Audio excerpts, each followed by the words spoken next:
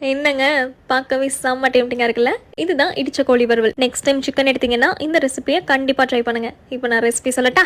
First ஒரு ஆனியனை cut பண்ணி ஆயிலில் போட்டு நல்லா ஃப்ரை பண்ணிட்டு ஃப்ரைட் ஆனியன்ஸ் ரெடி பண்ணிடலாம். அடுத்ததான் ஒரு இடிக்கல்லில் இஞ்சி பூண்டு பச்சை மிளகாய் மூணையும் நல்லா தட்டி எடுத்துக்கலாம். இவன் தான் மேட்ரே.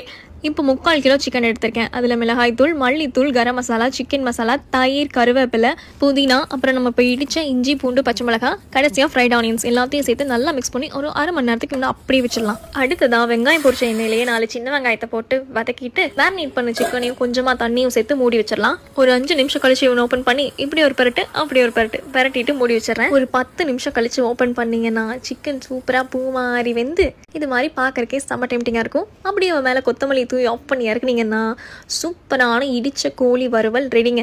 இன்னும் என்ன வெயிட் பண்ணிட்டு இருக்கீங்க? சீக்கிரமாக வீடியோ சேவ் பண்ணிட்டு ரெசிபியை ட்ரை பண்ண மறந்துடாதீங்க. அண்ட் இது மாதிரி நிறைய ஃபுட் வீடியோஸ் நம்ம பேஜை மறக்காம ஃபாலோ பண்ணிருங்க.